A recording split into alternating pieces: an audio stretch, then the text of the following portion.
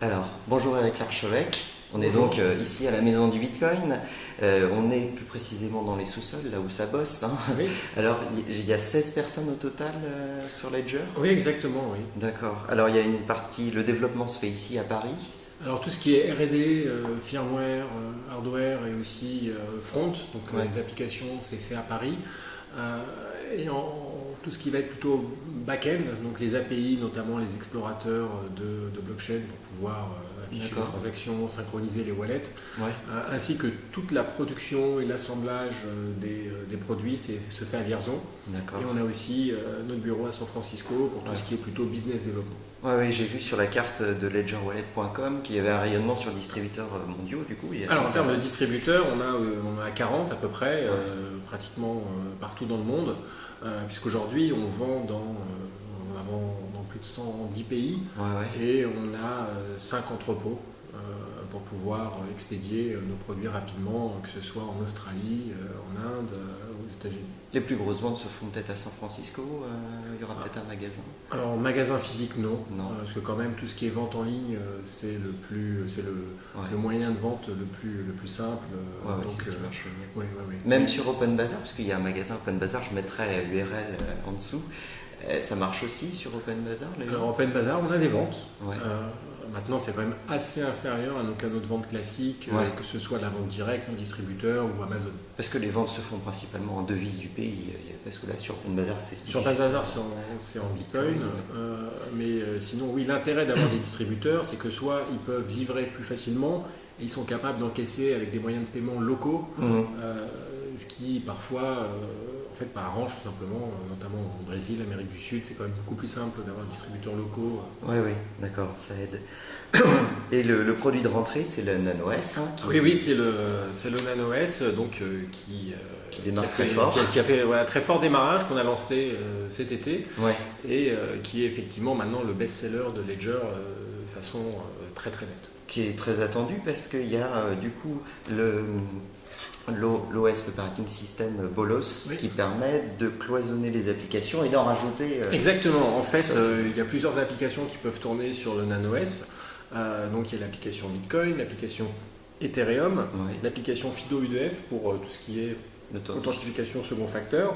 On va en rajouter d'autres, SSH, GPG et Litecoin par exemple. Oui, Donc, j'ai vu sur Twitter que voilà, donc, Billy avait. exactement, Charlie. Charlie, pardon. On Oui. avait signé, donc on a signé un partenariat avec eux pour leur D'accord. fournir des éditions spéciales Litecoin avec aussi D'accord. une app spéciale Pour Litecoin. pour le Litecoin, oui. Et donc toutes les applications tournent en isolation. Ouais. Et ce qu'il y a d'intéressant dans l'architecture, c'est que toutes les clés sont dérivées d'une même seed. C'est-à-dire que les Ouais. 24 mots qu'on va rentrer ou qui vont être générés de backup vont générer de manière déterministe toutes les clés Bitcoin, Ethereum, Litecoin, aussi SSH. Donc si on perd son device, son appareil, et on le restaure avec le backup de 24 mots, Mhm. on va retrouver l'intégralité de toutes ces clés. Et donc on n'a pas besoin de les révoquer, Mhm. de les changer, ce qui peut être parfois un peu pénible lorsqu'on va perdre une clé type Yubico ou autre. Donc vraiment tout Donc, ça tout veut revient dire- de manière déterministe. Quand on veut ne plus utiliser une clé SSH, on va prendre la suite de la dérivation et puis. Voilà. Alors après on peut la révoquer dans le système au niveau du serveur Ouais. et en prendre une autre. Oui. Mais en tout cas si on perd simplement son device, on sait qu'il n'est pas compromis, il est juste par exemple cassé en 1000 morceaux, Ouais, ouais. eh bien on ne va pas être obligé de changer partout les clés publiques au niveau des serveurs. On va simplement restaurer un nouveau device avec son backup. Ouais, Donc, ouais, on ouais. retrouve en fait un clone initial. La master key, en fait, Voilà, va être très voilà, importante. exactement. De toute façon, c'est le principe du Bitcoin. Hein. Ouais, On a ouais. une seed et ensuite qui est dérivée pour faire les clés privées. On va appliquer ce même principe pour toutes les autres apps, qu'elles soient en lien à des cryptos Mhm. ou pas, comme les clés SSH ou des clés GPG. Très intéressant. Il va y avoir aussi un key manager pour, je ne sais pas si ça s'appelle. Alors, il y a un app manager, c'est-à-dire c'est quelque manager. chose qui va sortir là relativement bientôt pour pouvoir justement gérer ces apps. Ah oui, pour pouvoir un installer. store. Oui, c'est une sorte d'app store D'accord. pour le pouvoir Nano OS. pour le Nano OS, mais aussi le Blue. Puisqu'en Ouais. fait l'architecture est exactement la même et donc tout ce qu'on voit aussi aujourd'hui sur le Nano OS sera sur le Blue. D'accord. La différence que le Blue aura Une interface. Bluetooth et aussi une interface avec une taille d'écran quand même beaucoup plus importante. Donc un produit un peu plus haut de gamme, un peu plus B2B, on va dire. Oui. Et peut-être on se dirige vers le niveau entreprise aussi, puisque le LAN/OS c'est plutôt... Bien sûr, le LAN/OS en fait est sur un public plutôt consumer pour protéger ses bitcoins ou pourquoi pas ses accès SSH. Là, avec le Blue, on va plutôt être sur des usages entreprises ou des gens qui veulent utiliser un hardware wallet avec un iPhone, puisque seul le Bluetooth permet de communiquer avec un iPhone. Oui. Alors donc l'OS n'est pas Bluetooth, Non. mais sinon il est vrai qu'aujourd'hui l'ambition est de faire de ce produit un produit plutôt entreprise, avec des outils de sécurité pour par exemple, du déploiement de code sécurisé sur GitHub. On peut vraiment signer et vérifier ses commits pour être certain qu'il n'y a pas eu de malware qui aurait rajouté des fichiers non autorisés. Donc tout ce qui est signature, onboarding, vérification, on peut vraiment lire et vérifier des informations sur l'écran sécurisé. Donc des cas d'usage qui sont quand même plus proches du B2B de l'entreprise que on va dire que du use case consommateur, qui est vraiment là la cible idéale pour le LAN/OS qui en plus est quand même assez compact, facile à transporter, solide, à un prix très intéressant. Et du reste, on voit qu'on a bien réussi en fait à positionner le produit, puisqu'il se vend vraiment bien, il se vend tellement bien qu'on a dû faire d'autres batchs. Alors qu'on pensait que ça allait durer plus de temps, mais les ventes sont tellement importantes que là on doit commencer à faire un autre batch si on ne veut pas arriver à être out of stock. D'accord, très intéressant. Ok, ça marche bien. Sur les blockchains privées aussi, peut-être pour ce type de est-ce que c'est une ouverture nécessaire? Parce qu'au début, la maison du Bitcoin, c'est Bitcoin, puis BTChip et Chronocoin qu'on rejoint pour Ledger. C'est une ouverture nécessaire parce que le Bitcoin n'évolue pas beaucoup. En fait, quel est l'écosystème? Le Bitcoin évolue quand même beaucoup. C'est simplement que si on veut passer sur des solutions B2B, on a besoin d'être agnostique sur le type de blockchain. C'est-à-dire que de toute manière, on parle de technologie cryptographique, on est tout à fait capable d'adapter nos produits à n'importe quel type de blockchain. En fait, il n'y a pas de limitation dans le code qui fait que ça marcherait qu'avec Bitcoin, par exemple. Et aujourd'hui, sur des usages entreprises ou industriels, on n'est pas forcément que sur du Bitcoin. Et du reste, parfois, on a des usages qui n'ont rien à voir avec la blockchain.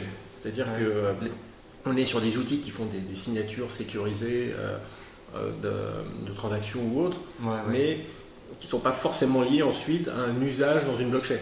Quand je parlais tout à l'heure du déploiement de code sur GitHub, là, il n'y a pas de blockchain.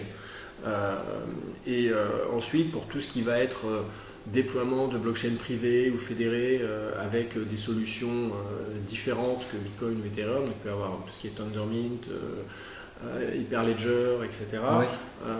Il est évident que nos outils sont aussi compatibles pour pouvoir apporter une solution pour ces usages-là.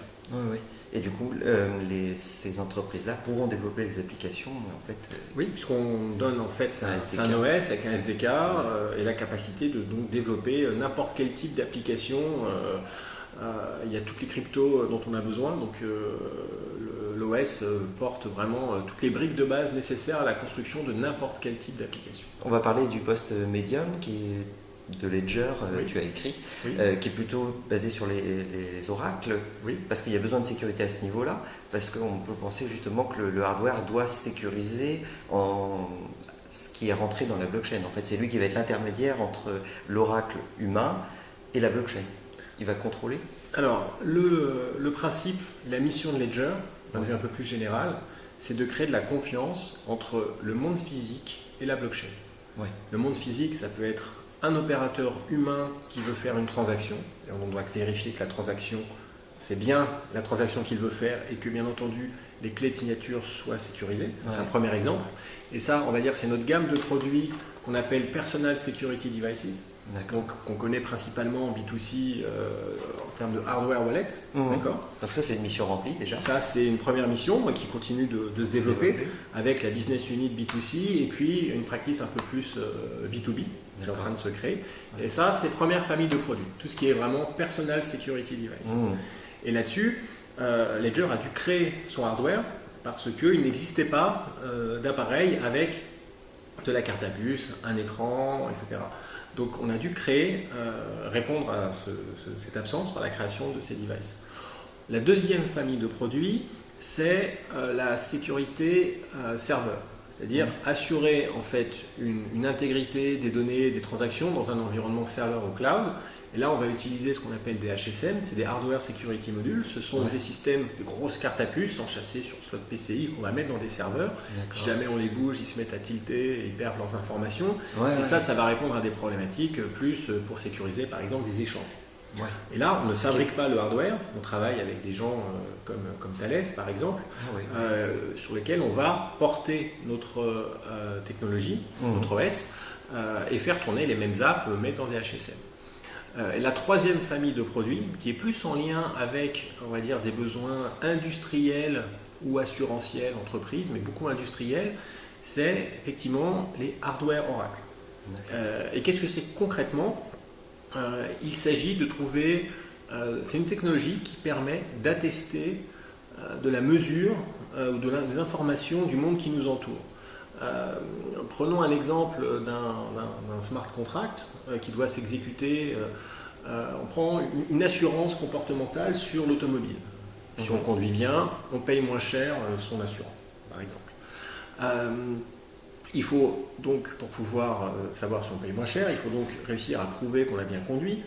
Comment est-ce qu'on fait ? Eh bien, on va avoir sur son véhicule un système qui va vérifier la vitesse, etc.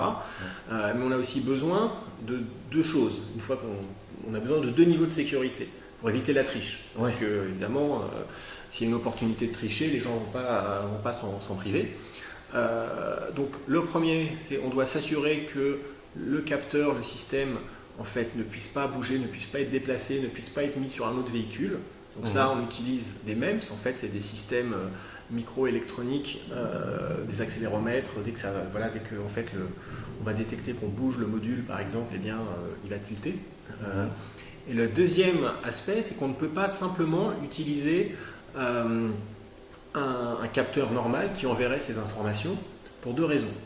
La première raison, c'est que on reçoit des données. On n'a aucun moyen de les certifier parce que ça pourrait venir de n'importe quoi après tout. Si c'est une API, on reçoit des informations. Il n'y a pas de contrôle de l'information. Il n'y a pas de contrôle de l'information, il n'y a pas de signature, il n'y a rien. Et le deuxième point, c'est qu'il y a un problème de vie privée. On n'a pas envie d'envoyer à son assureur en fait, ses positions, ses vitesses, ses GPS, enfin tout. D'accord. Donc on a besoin d'un système qui non seulement va attester de la provenance de l'information, d'accord. Dire, je suis le bon capteur, je suis un capteur autorisé. Je ne suis pas un capteur qui vient de je sais pas où, je suis le capteur qui a été autorisé par l'assureur parce qu'il a été certifié selon mes normes. Et le deuxième point, c'est que le traitement va aussi se faire en local. Et il va envoyer juste à l'assureur oui, non, enfin, simplifie, j'ai bien conduit, voilà une note. Mais encore une fois, cette note, il faut qu'elle soit attestée. On ne peut pas juste envoyer 10, il va falloir envoyer 10 si c'est la note maximale qui va être signée par l'oracle. Et donc, l'oracle, en fait, c'est un capteur qu'on va architecturer autour d'un élément sécurisé, donc notre technologie, c'est toujours la même technologie à ce niveau-là, qui va permettre de signer donc les informations. Très intéressant. Et ça, c'est quelque chose sur lequel on va retrouver des cas d'usage qu'on va pouvoir construire donc, dans l'assurantiel, là j'ai juste donné l'exemple de la voiture, mais aussi dans tout ce qui est supply chain, par exemple pour certifier le fait qu'on ne va pas dépasser une certaine température sur des packages, certifier par exemple dans le cadre des smart grids et de faire du trading d'achat-vente en temps réel d'énergie. Là on a besoin de certifier bien ce qu'on achète, ce qu'on vend, de pouvoir déboucler en fait des opérations et on est connecté à du physique et donc on a besoin d'avoir des systèmes, des oracles qui donc attestent de l'état du monde de manière sécurisée. Oui, c'est vraiment la confiance des données. C'est parce la que confiance, là, on va pouvoir prouver que c'est signé pour tel objet qui est à tel endroit peut-être. Exactement. Et avec telles données qui sont... du coup, il y a de l'intelligence sur le capteur pour savoir que les données ne sont pas trafiquées. Et on est souvent dans un processus qui doit être certifié, parce que s'il y a de l'argent, s'il y a des enjeux, eh bien, il faut pouvoir certifier tout le processus. Et le seul moyen de le certifier, c'est que le processus lui-même puisse donner des garanties en fait, d'authenticité, d'origine, etc. Et ça peut se faire qu'avec des éléments sécurisés, qui est la base en fait, de la technologie de Ledger. C'est une technologie, un système d'exploitation pour hardware sécurisé. Et seul le hardware sécurisé permet de donner ces garanties. Ouais. Alors ça, c'est une réappropriation de ces données. Ça va au-delà parce qu'aujourd'hui, on est dans un système où on donne toutes nos données, et après, elles sont traitées. Elles sont traitées parce qu'on ne sait pas ce qui se passe exactement. Voilà. Alors commercialement, ça peut être un point positif. On va donc... On va vers une réappropriation de la donnée dans un univers B2C, surtout pour l'assurantiel. On va vers un traitement local qui va être attestable. C'est-à-dire que non seulement les données ne vont jamais aller ailleurs, mais en plus, on va pouvoir les traiter en local. Et comme le traitement des données va se faire dans un environnement sécurisé, attestable, eh bien, le résultat du traitement, en fait, on pourra prouver de manière cryptographique que le résultat s'est bien fait dans le bon module qui a été attesté, certifié, et que donc ce n'est pas juste un call API qui est fait avec des informations complètement bidons et qu'on ne peut pas dupliquer, etc. Nicolas Bacca me disait, le CTO, qu'il y a aussi le code qui va être signé sur l'élément sécurisé. Sûr, et oui. Du coup, on prouve que c'est ce code qui est exécuté sur cette machine. Exactement, c'est ces notions de certification. On est capable de prouver que c'est le bon code, le bon algorithme qui a tourné au bon endroit et qui a utilisé des données qui sont elles-mêmes certifiées. Donc on a une chaîne en fait, de confiance qui se crée et qui va permettre donc, de résoudre un certain nombre de problèmes métiers et qui vont s'inscrire ensuite dans une notion de blockchain ou pas. C'est-à-dire qu'il n'y a pas toujours forcément une blockchain. La notion d'hardware Oracle, elle, peut avoir des usages dans des environnements, même IT, sur lesquels le back-office n'est pas lié à une blockchain. Oui, bien sûr. Même si nativement, ça a été conçu à la base pour pouvoir répondre à des smart contracts. Oui, très intéressant. La situation en France, parce que ça c'est une dimension peut-être plus internationale. En France, on est plutôt en retard là-dessus. On se place comment à peu près? Alors clairement, il y a pas mal en fait beaucoup de business développement qu'on va faire à l'international, surtout via notre bureau à San Francisco. C'est là où il se passe pas mal de choses. Mais en France, on déploie déjà certaines de nos solutions avec des gros industriels français. Donc non, on n'est pas du tout en retard. En France et en Europe, on voit qu'on a beaucoup de traction, beaucoup d'intérêt, et il y a beaucoup de choses qu'on va pouvoir faire ici et qu'on ne va pas faire forcément qu'aux États-Unis. Donc non, en termes de traction et de développement, je dirais que l'Europe et la France en particulier n'est pas du tout en retard. Parce que heureusement qu'on a... je ne sais pas, mais en tout cas, ils ont envie de faire des choses et on avance et il y a des choses, voilà, il se passe des choses très concrètes. Et au niveau de la régulation, on parlait de du coup toutes ces données qui vont être certifiées, elles vont être reconnues après aussi. Alors, si on prend le cadre, en fait, tout dépend des verticaux. Si on prend le cadre, par exemple, supply chain, on doit certifier que le colis n'a jamais dépassé une certaine température parce qu'il contient des choses qui seraient périssables au-delà d'une certaine température. Eh bien, on s'inscrit clairement dans un processus de certification, puisque si à la base on doit respecter la chaîne du froid, c'est parce que derrière il va y avoir un contrôleur, un audit, et dans un cadre réglementaire. Et donc si l'idée c'est de gagner de l'argent en évitant le transport réfrigéré, en utilisant quelque chose normal, mais sur lequel on est capable de garantir qu'on n'a pas dépassé une certaine température, eh bien ce système n'aura de valeur que s'il est reconnu ou accepté par le régulateur. Et il s'agit ensuite de chacune des entreprises pour lesquelles on apporte ces solutions, de faire certifier ces solutions. Donc c'est un process qui prend du temps. Mais de notre côté, tout le développement s'inscrit dans un processus certifiable. On commence en fait par l'élément sécurisé qui lui est déjà certifié EL5+, EL16+, en fonction du type de modèle. Et du coup, on va pouvoir certifier. Alors que si on avait utilisé de l'électronique normale, il n'y aurait aucun moyen de certifier ce type de solution. Et c'est pour ça que là, encore une fois, l'usage du hardware sécurisé, des cartes à puce, est fondamentale. Alors pour la suite des produits, en version finale va sortir le Ledger Blue bientôt. Tout à fait. Donc aujourd'hui, le Ledger Blue existe en version développeur. Ouais. Donc sous une forme un petit peu différente, même si l'électronique est la même. Parce que là, il y a un beau contour métal maintenant. Il y a un contour métal en Zamac, et puis aussi donc la coque plastique avec une gravure, Numéris, voilà. Et donc l'industrialisation, la commercialisation du Blue en version finale est prévue pour mi-novembre. D'accord, il y aura un batch de fait. Oui, tout à fait, exactement. C'est ça. Pour la suite, on va parler des événements à la Maison du Bitcoin, puisque les formations, les questions-réponses reprennent avec Manuel Valente, qui va représenter. J'avais fait celle avant les vacances, mais je vais poursuivre parce qu'en fait, elles sont évolutives. Les questions sont différentes d'une présentation à une autre, puisque c'est une séance de questions-réponses. Oui, voilà, ça dépend en fait du type de gens qui sont là, et puis même d'une manière générale, l'intérêt pour l'environnement, la technologie évolue, et on voit après il y a plus de questions, il y avait plus de questions sur Ethereum, la DAO, maintenant ça a un petit peu changé, mais donc du coup les sujets sont toujours assez variables en fonction du public qui est là et de l'intérêt du jour. Voilà. Il y aura une démonstration du Ledger Nano S le 14 septembre, oui, et tout à puis fait. les questions-réponses le 15. Voilà. Donc comme ça reprend à la rentrée. Oui, ça reprend, et on essaye de faire ça 2 fois par mois, en tout cas les questions-réponses, pour garder une certaine dynamique. Et c'est ouvert à tout le monde. C'est gratuit. Donc vous êtes les bienvenus. C'est entre midi et 14h. Et puis c'est le soir pour le mercredi, la démonstration du Nano S à partir de 18 ou 19h, je ne sais plus.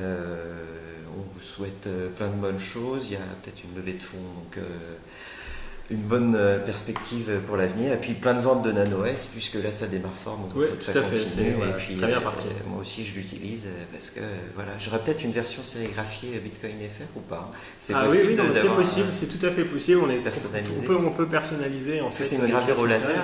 Oui, c'est laser, et tout est fait donc à Vierzon dans notre usine, donc on peut vraiment tout faire. Donc d'accord. Si t'es sage, pour Noël, pour Noël, tu recevras ta gravure personnalisée. Merci, à bientôt.